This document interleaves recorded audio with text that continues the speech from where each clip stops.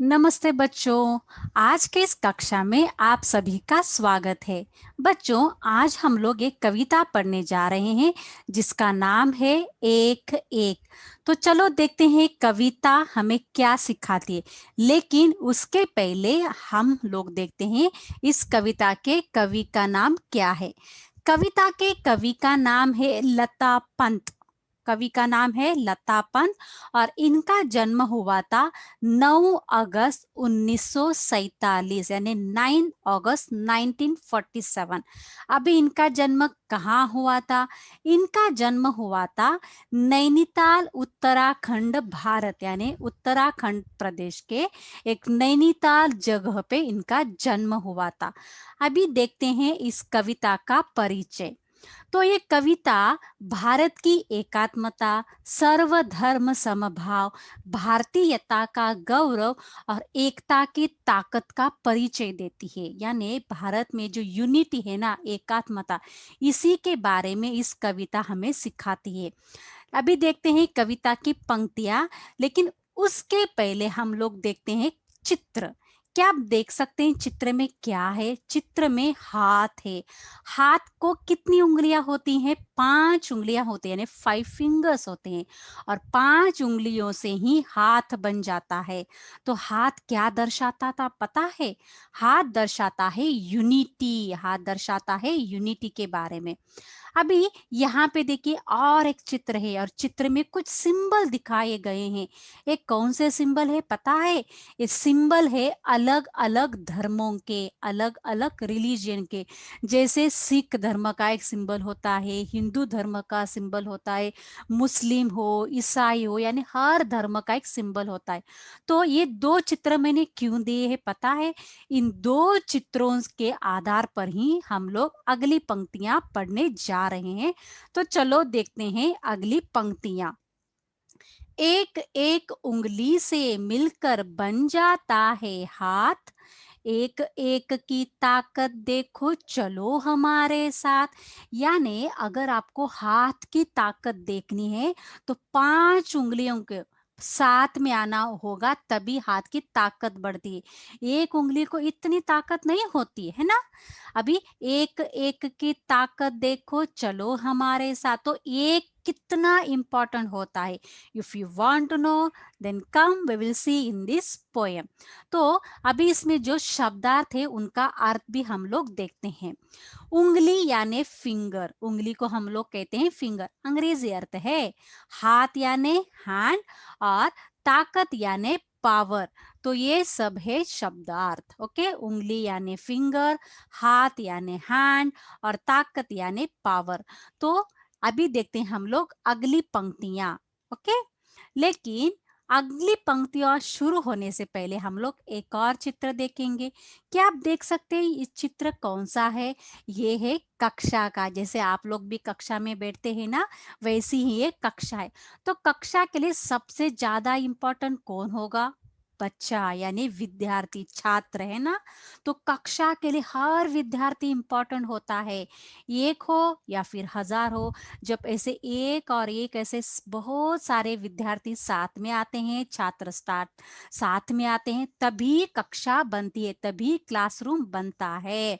तो कक्षा के लिए हर छात्र इंपॉर्टेंट है। अभी यहाँ पे देखिए ये क्या है? एक सुंदर सी गार्डन है, फुलवारी है, बगीचा है।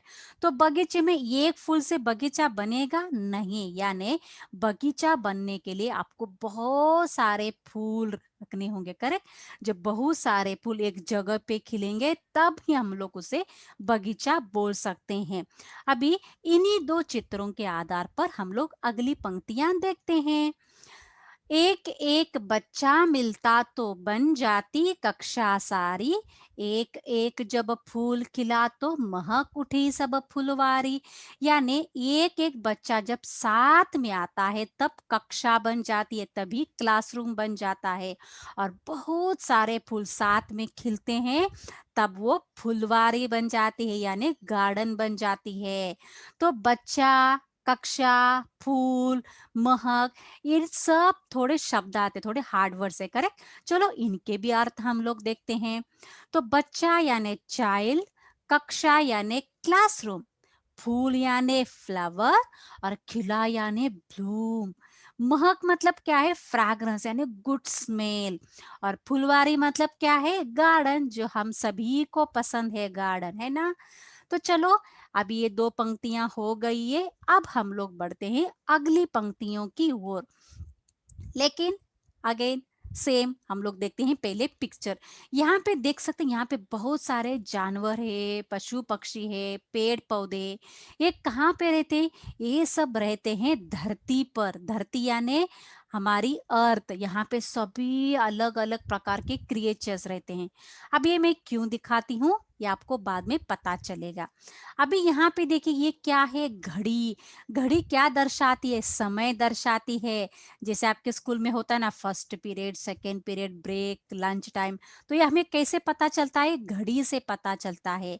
अब ये दोनों मैंने क्यों दिखाए हैं, क्योंकि जो हमारी अगली पंक्तियां है, इन्हीं दो चित्रों के आधार पर हमें कुछ अर्थ सिखाती है। चलो देखते हैं वो अगली पंक्तियां क्या है। एक एक प्राणी से मिलकर बन जाती दुनिया विशाल है। तो जब बहुत सारे प्राणी यानी एक एक प्राणी, जैसे गाय हो, बैल हो, कुत्ता हो, बिल्ली हो, घोड़ा हो, या फिर पशु पक्षी ले लो, जैसे कौवा, मोर, तोता। और इसी के साथ हम लोग लिख सकते हैं पेड़ पौधे भी, क्योंकि प्राणी मीन्स नॉट ओनली एनिमल्स, प्राणी मतलब क्रिएचर्स। तो बहुत सारे इंसेक्ट्स हो सकते हैं। तो ऐसे सभी प्राणी साथ में आने से ही ये दुनिया बनी है, ये वर्ल्ड बना है। एक एक क्षण मिलता जाता बन जाता फिर महाकाल है। यानी एक एक क्षण, क्षण मतलब क्या, एक मोमेंट हो जाता है, लेकिन ऐसे मोमेंट जब साथ में आते हैं तब महाकाल बनता है। महाकाल यानी एक लॉन्ग पीरियड बन जाता है। तो लॉन्ग पीरियड बनने के लिए क्या इंपॉर्टेंट है, हर क्षण इंपॉर्टेंट है। और दुनिया के लिए, इस विशाल दुनिया के लिए सबसे ज्यादा इंपॉर्टेंट कौन है, हर प्राणी। तो ये है हमारी पंक्तियां। अभी इसके शब्दार्थ देखते हैं। प्राणी यानी क्रिएचर। दुनिया मतलब क्या है, वर्ल्ड, जिसे हम लोग संसार भी बोलते हैं। विशाल मतलब क्या है, यू, जो बहुत बड़ा है वो है विशाल। और क्षण मतलब क्या है, क्षण यानी मूवमेंट।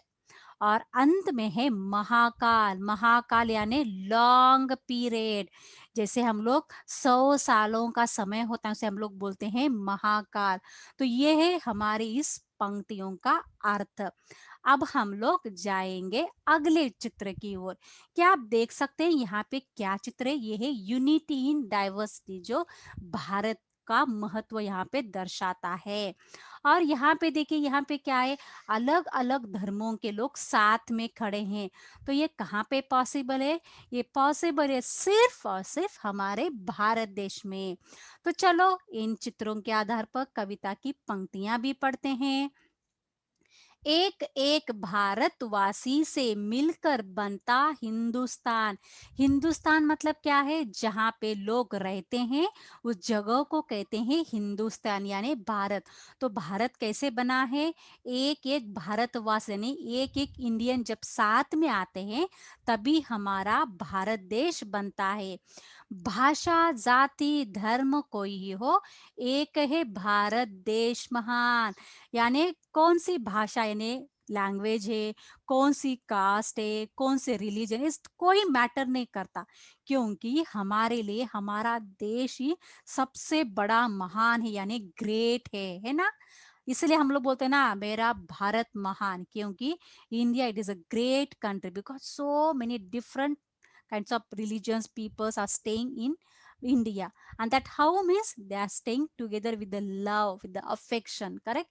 तो ये कहाँ पे पॉसिबल है, ये पॉसिबल है सिर्फ हमारे भारत में। तो अभी हम लोग इनके कुछ शब्दार्थ भी देखते हैं।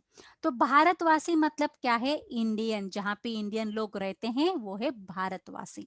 भाषा मतलब क्या है, लैंग्वेज। धर्म यानी रिलीजन। और महान मतलब क्या है, ग्रेट। तो ये है हमारी एक कविता जिसका नाम है एक एक। तो ये जो हमारी कविता है ये यहीं पे खत्म होती है। हम मिलेंगे अगले पार्ट में, तब तक के लिए धन्यवाद।